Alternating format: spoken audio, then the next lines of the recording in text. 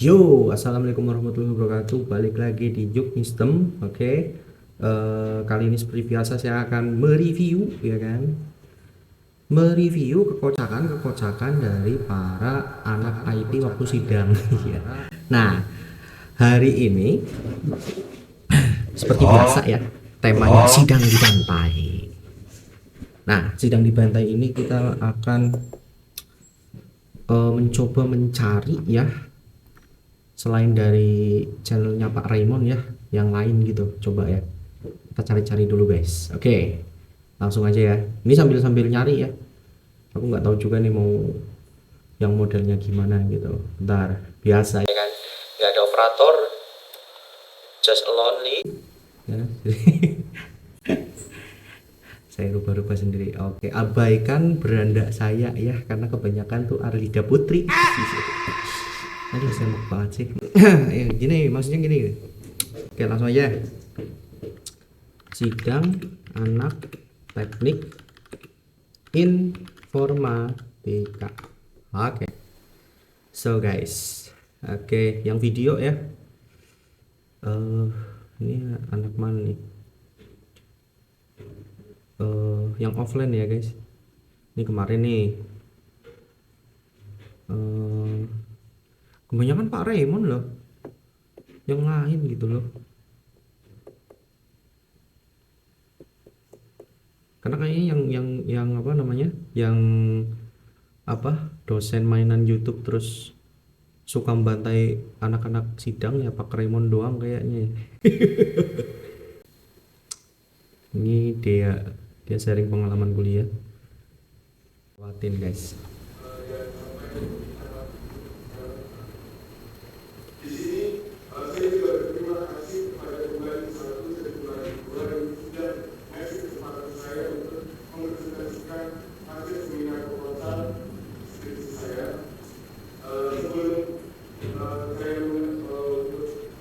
Aduh guys, ini videonya goyang-goyang ya. Yang video ini temennya apa dosennya ya? Oke, bentar.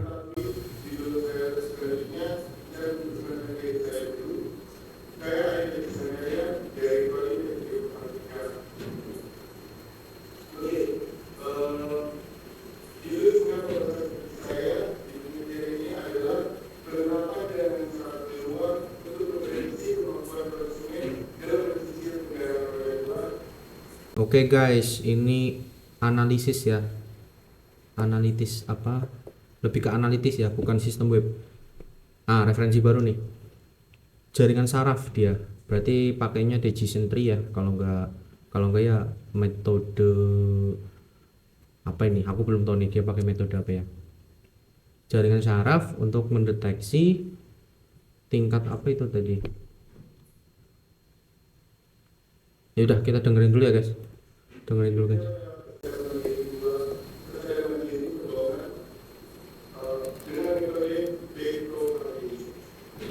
B probability probability probability atau apa ini?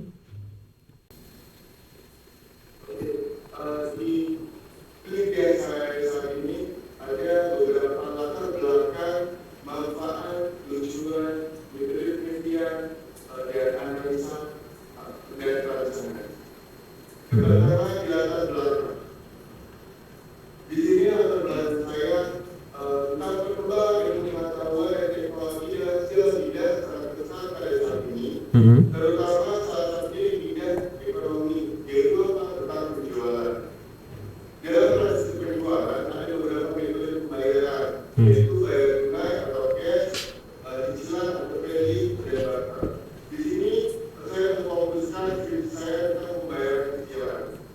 Oke, berarti buat cicilan kendaraan bermotor kali ya.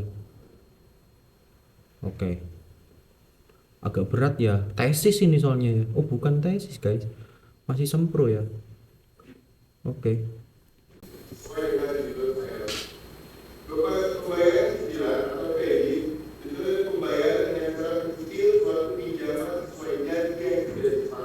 Ha.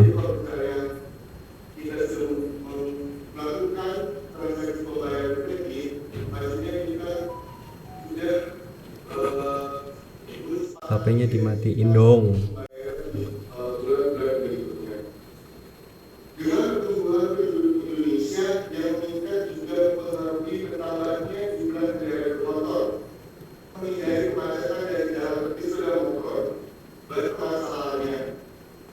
Di antaranya, konsumen yang membeli sepeda motor dengan cara membayar kredit atau mencicil setiap bulannya tidak mampu membayar di waktu yang sudah disepakati atau janji yang sudah disepakati. Perusahaan akan mengalami penurunan target penjualan dan anggaran penjualan yang sudah ditentukan.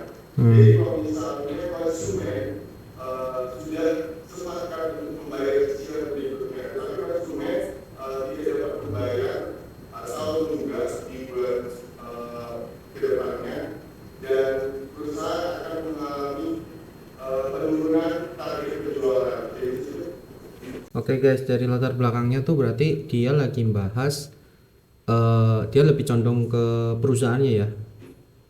Jadi sistem ini nantinya itu buat membantu perusahaan gitu, perusahaan cicilan ya. Dia menyebutkan kalau penjualan sama target penjualannya nanti menurun kalau misal customer ini tidak bisa melakukan pembayaran di bulan-bulan berikutnya atau di cicilan tidak mampu mencicil ya, tidak mampu mencicil di bulan-bulan berikutnya. Berarti dengan judulnya dia tadi itu dia itu kepengen perusahaan ini dibantu dengan adanya sistem ini supaya meminimalisir atau mengurangi potensi-potensi customer yang gagal bayar ya. Oke.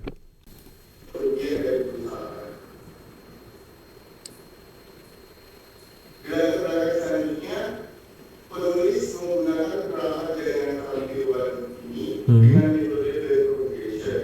Karena di dalam metode ini kita dapat memprediksi kemampuan para konsumen dalam mencicil kendaraan roda dua. Jadi B progression. Oke, B progression. Oke. Berarti dia cara metodenya itu metode analisis jaringan saraf tiruan ya. Agak berat ya kalau cuman buat ngukur tingkat kemampuan pembayaran gitu aja ya.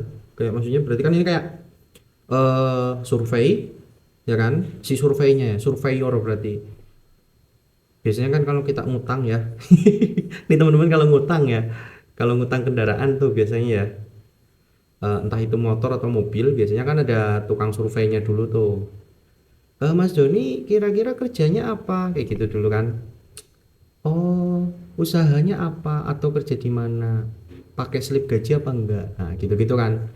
Nah mereka tuh biasanya kalau tanya tuh detail ya, sampai kira-kira tetangga ditanyain, tetangga atau orang yang bisa dihubungi lah ya, kayak pinjol-pinjol gitulah. Oke, lanjut dulu. dengan metode yang saya buat ini, kita dapat memprediksi untuk kedepannya.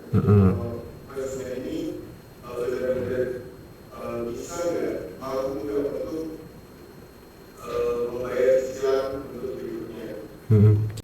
Berarti analisis prediksi ya. Tapi kayaknya metode ini terlalu berat buat ini ya, buat cuman sekedar itu doang ya. Setahu saya tuh ini tuh lebih cocok untuk yang pendeteksi tentang tekanan jantung, tekanan darah, detak jantung ya, detak jantung, tekanan darah, sama apa ya, yang lebih apa ya, yang lebih detail gitu loh. Karena ini B progression ini berarti kan dia tuh jaringan saraf tiruan, maksudnya metode ini tuh kompleksitasnya tinggi guys. Jadi kalau misal permasalahan yang diangkat itu sesimpel surveyor kayak gini, kayaknya kurang tepat ya. Nah, ini saya sekalian kritisi soal penggunaan metode ya. Walaupun memang kayaknya akhir-akhir ini ya, ini aku sekalian menekankan ya, nih buat anak-anak, buat temen-temen yang lagi pusing soal judul nih. Oke, untuk seluruh teman-teman yang lagi sidang atau yang lagi skripsi yang kebingungan masalah judul ya, jangan tertipu dengan permintaan dosen yang selalu ingin baru, unik, apa segala macam. Tapi kita mengesampingkan kegunaan dari metode ini ya. Apalagi kalau skripsi nih, wah apa ya, seringnya itu kadang kayak gini, terutama di data analisis ya, dia itu memang fleksibel, bisa digabungkan dengan metode apapun, entah itu dari labelingnya, entah itu dari preprocessingnya, entah itu sampai ke apa namanya, data visualisasi, pembobotannya segala macam, itu bisa dikombinasikan dengan beberapa metode lain. Nah tapi maksudnya kadang ada yang nggak pas gitu loh, nggak sesuai dengan permasalahan yang diangkat. Jadi kalau bisa dipertimbangkan juga tuh ngambil judul tapi sesuai dengan kebergunaannya, karena nanti pusing sendiri waktu udah penerapan implementasi di coding, biasanya susah ya kan, hasilnya tuh sama aja kayak yang kamu pakai metode biasa. Misal ini bisa pakai, kalau nggak SVM ya cukup random forest saja misal ya, kayaknya ya kalau judul dengan surveyor kayak gini, karena dia menitik beratkan survei dengan verbal, data verbal ya kan, data didapat oleh surveyor dari calon pengutang ini kan, dari pertanyaan-pertanyaan jawabnya gimana. Nah itu kan cukup dengan teks ya, by text, berarti kan cukup SVM, kalau enggak random forest aja yang agak, kalau kepengen agak keren ya. Tapi maksudnya kalau sampai ke jaringan saraf tiruan ini kayaknya terlalu nggak pas gitu, karena cocoknya buat yang lebih kompleks, ke detail perhitungan ya kan, datanya harus kalau nggak angka apalah, terus klasifikasinya gitu kan. Kayak penyakit jantung, dideteksi itu sebagai penyakit jantung tuh kalau misal tekanan darahnya berapa, terus ininya berapa, ada resiko apa ya, ada keturunan apa enggak, kayak gitu kan agak dalam tuh. Nah tapi kalau misal buat survei emang harusnya dalam sih, cuma maksudnya karena teks doang kayaknya lebih cocok buat pakai metode yang SVM ini. Nah yang jadi saya soroti di sini adalah teman-teman kalau misal nentuin judul skripsi, diperhatikan kebergunaannya, jangan sampai nanti pusing di tengah jalan, terutama di bab 3 sama bab 4. Karena bab 3 tuh biasanya kalau data analisis itu nyantumin rumus-rumusnya, algoritmanya gimana secara manual. Nah kalau nggak paham, mumet, datanya nggak pas kan, salah kaprah tuh pasti dari bab 3, nanti di bab 4 juga bingung juga gitu sih, gitu guys. Jadi perhatikan untuk pembuatan judul ya, jangan ngikutin dosen yang unik. Ini kalau masuk ke S2 atau S3 itu dipermasalahkan, karena ya ngapain kamu kamu menggunakan metode yang berat tapi buat permasalahan yang sepele. Pengalaman saya buat bantu di bidang di disertasi dan tesis kayak gitu. Jadi memang benar-benar kebergunaannya sebenarnya, bukan keren-kerenan judul gitu sih. Mungkin karena skripsi itu udah terlalu banyak judul yang sama ya, itu aja, jadi dosen kayak bosen ya, cari yang baru gitu. Oke, next. Dengan nggak ada operator, just lonely. Setelah itu ada perumusan masalah. Di perumusan masalah ini saya ada membuat satu pertanyaan, yaitu bagaimana menjelaskan jalan keduaan untuk memprediksi kemampuan presiden dalam sisi kendaraan keduaan di dalam sedang menjadi keuangan dengan metode ekonomi. Nah terus di tahun-tahun terakhir ini tuh kalau rumusan masalah cuma satu kayak gitu doang, kayaknya dosen udah pada nggak mau gitu. Dia itu lebih kepenginnya tuh rumusan masalah tuh rinci. Biasanya kan kalau di bab 1 tuh ada latar belakang, identifikasi masalah, nah baru dirumuskan. Nah identifikasi masalah nih bisa ada banyak lah ya, tergantung kalian nemuin masalahnya tuh apa aja. Nah nanti di rumusan masalahnya itu minta dibikin poin-poin. nggak sesederhana tadi tuh cuman satu baris doang ya. Jadi misal bisa dibagi tuh dari kata-kata itu, eh, membuat analisis prediksi dengan metode berbasis pada survei. Nah, berarti kan kalau dibagi tiga itu berarti bahas dulu metodenya, dua beberapa fitur di dalamnya, misal labelingnya pakai apa, pre-processingnya cara gimana, atau bahas dulu aja dari pendapat apa, dapat datanya gimana, ya kan? Nanti di akhir itu hasil analisisnya apa, hasil prediksinya tuh gimana gitu. Jadi kalau kalau sekarang ini pada minta dibikin poin-poin untuk rumusan masalah guys, nggak bisa satu tok. Tapi tergantung outline dari kampus masing-masing ya. Ada yang masih kayak gini juga. Cuma maksudnya kebanyakan udah berkembang, kepenginnya rumusan masalah tuh dibikin poin-poin biar lebih detail kayak gitu. Next. Di sini ada identifikasi masalah. Di sini ada dua identifikasi masalah. Yang pertama ada perusahaan mengalami kesulitan dalam proses mengambil keputusan yang tepat untuk menerima atau menolak perubahan kredit. Yang kedua, perusahaan akan membutuhkan tiga penjualan yang tepat untuk menentukan keberlangsungan usaha dari tingkat hubungan yang tepat. Identifikasi masalah yang diangkat sama mamas-mamas ini udah bagus ya. Dia ke inti permasalahannya langsung, itu sama itu ya tadi ya. Perusahaan kebingungan dalam menentukan menerima calon klien, sama ingin meningkatkan supaya apa ya, supaya tidak ada yang nunggak lah gitu. Bagus. Selanjutnya ada tujuan demikian. Di sini tujuan pemikiran saya yang pertama, proses menerapkan jalan istirahat kedua dipilih oleh dalam perjalanan kedua.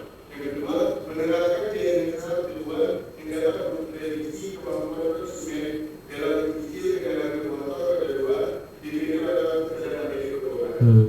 Selanjutnya, menerapkan metode lead propagation untuk memprediksi kemampuan konsumen dalam mencicil kendaraan roda dua. Nah, tujuannya bagus. Cuma kayaknya diulang-ulang ya. Bagus sih, nggak masalah. Oke, next.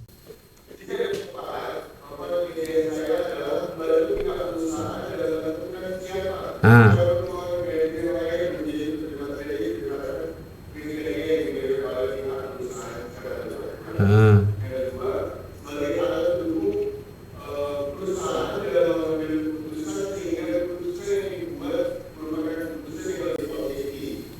Ya, nih dia bikin manfaat penelitiannya juga bagus. Tujuan sama manfaat penelitian itu beda ya. Tujuan ya kamu tujuan penelitiannya buat apa? Nah, manfaatnya itu buat pihak siapa gitu. Untuk apa? Nah, bukan untuk apa juga. Manfaatnya sebagai apa gitu ya. Ini kalau di sini kan sebagai alat bla bla bla, terus dia memberikan suatu apa gitu ya. Kadang tuh masih ada beberapa mahasiswa-mahasiswa yang nggak mudeng tuh tujuan sama manfaat tuh bedanya apa. Jadi kadang tujuan sama manfaat sama maksudnya intinya sama. Padahal nggak harusnya nggak gitu. Oke, next.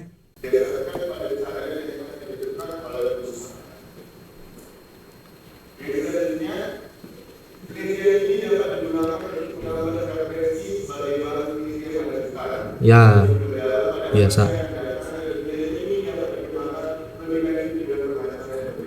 Ya, biasa kayak gitu lah ya. Oke.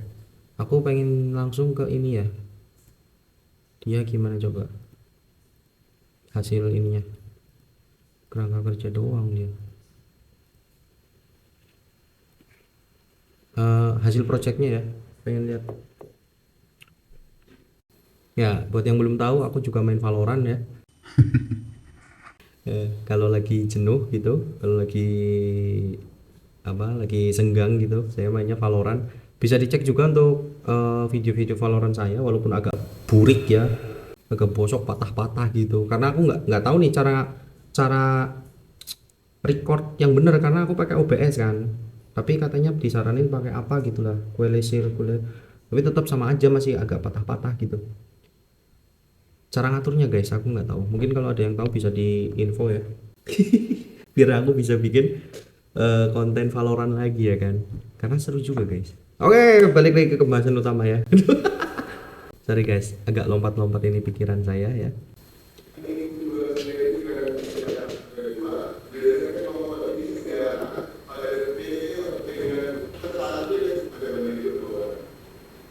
Ini aku oke, ini dia udah masuk ke ini nih ya, perancangannya ya. Dia kayaknya cuma perancangan doang apa ya, nggak sampai projectnya apa ya.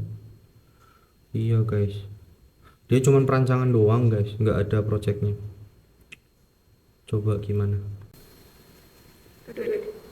Oke, di sini ada sesuatu saya, di sini ada data saya. Saya mengambil dari bisnis kendaraan. Di sini ada semua event bisnis kendaraan.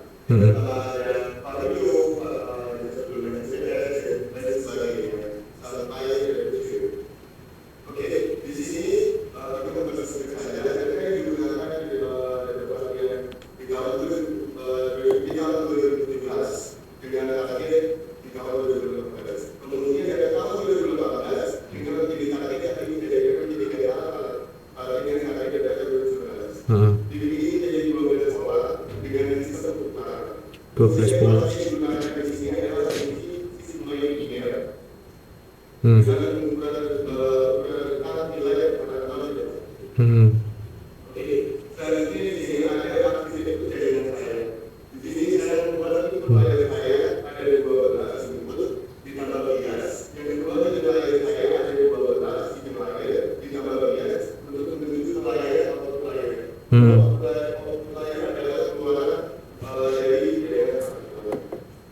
Ya. Ya.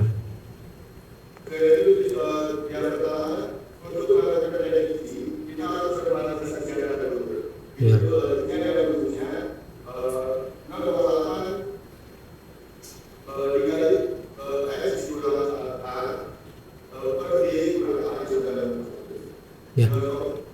Nah, gini guys, repotnya kalau misal data analisis itu ini ya, kita tuh ngitungnya 2 kali guys.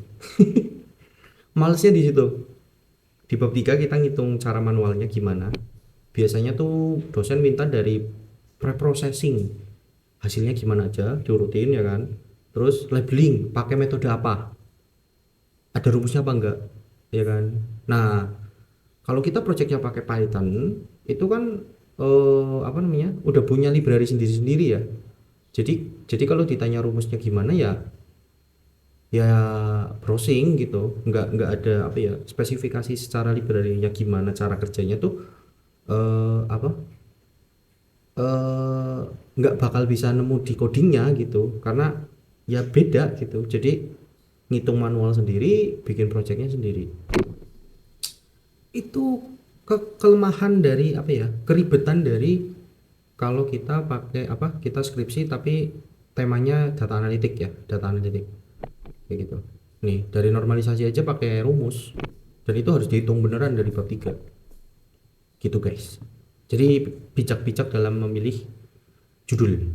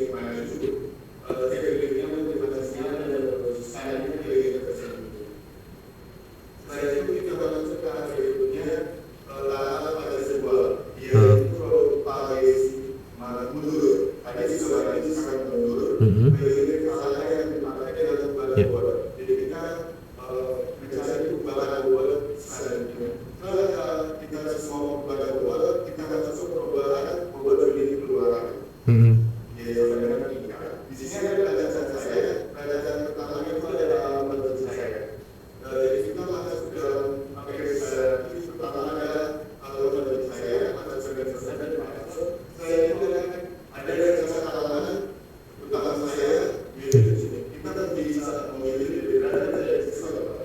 Kita tadi prediksi yang akan muncul nantinya kadang-kadang awal proses untuk prediksi. Inilah alat proses ada prediksi. Saya benar-benar saya untuk menganalisis simulasi.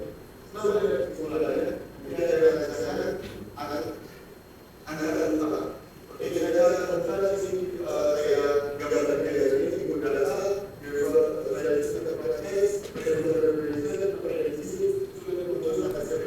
Oke, dia agak buru-buru kayaknya, waktunya dibatasin gitu ya guys. Karena ini kayaknya dia bukan apa ya, nggak langsung ngadep dosen ya, mungkin dia sidang online, tapi ininya dibuat dalam bentuk video loh, bukan Zoom ya, nggak langsung gitu. Dia buru-buru jelasinnya. Yang jadi permasalahan adalah data yang dimasukin apa aja tuh guys, ya kan? Tadi dia baru bilang datanya tuh data motor. Kok data motor? Harusnya kan ada data pertanyaan untuk calon klien, karena dia fokusnya ke nyari klien yang nggak bakal gagal bayar gitu sih harusnya ya, tapi ini nggak, dia layarnya juga nggak jelas, dia buru-buru ya, ya sudah kayak gitu aja ya. Tapi oke lah untuk babang-babang ini ya, sudah cukup bagus penjelasannya, materinya juga bagus, dan apanya nih namanya, judul sama tema yang dia bawakan tuh berat dan oke gitu. Biasanya yang judul kayak gini tuh auto SCC guys, auto SCC dari dosennya, karena untuk 3 tahun terakhir ini itu memang lagi banyak banget yang data analisis ya, data analisis sama data analisis diimplementasikan ke website. Tuh bayangin guys, ribetnya kayak apa ya kan. Kita sudah harus ngitung manual, kita buat program dalam bentuk CLI atau Python-nya, terus kita implementasikan dalam bentuk website. Nah, bayangin guys, programmer tuh kayak gitu guys. Pusing ya kan. It's okay karena kita mencintai pekerjaan itu sebenarnya. Seru-seru aja, apalagi kalau misal kita nemuin bug sintaks yang susah, itu bikin kita pengen mati rasanya. Tapi kalau kita udah apa namanya, bisa menyelesaikan itu, senangnya minta ampun guys. Ibaratnya kayak apa ya, kayak waktu itu tuh bareng-bareng ya, kalian baru menemukan bug terus bisa menyelesaikan, terus di hari itu juga kalian tuh dapat duit 5 juta gitu.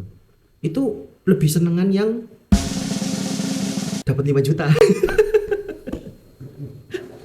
Enggak. Lebih senengan yang kita menyelesaikan sintaks itu ya. Nah, jadi buat teman-teman yang masih kebingungan soal data analisis atau pengen bikin skripsi tentang data analisis, bingung untuk konsultasinya gimana, nanti bisa cek di deskripsi kita ya. Di situ ada produk-produk kita tentang data analisis. Kita konsultasi gratis, jadi kalau udah dapat kontak kita langsung aja ya kan, WA aja, tanya-tanya aja, free. Bahkan bisa meeting dulu, jadi Google Meet gini, ngobrol sama saya dan tim saya langsung gitu. Jadi kita bisa bantu supaya milih metode yang pas, goal hasil dari analisis datanya gimana, segala macam itu kita jelasin semua dari awal sampai akhir. Kalau bener-bener bingung, buta, nggak tahu harus gimana, langsung aja calling kita ya kan, di deskripsi nanti bisa langsung dicek. Oke, thank you, gitu aja. Salam respect untuk teman-teman yang lagi skripsi, dan sehat selalu supaya bisa menjalani skripsinya dengan fun dan happy ya kan.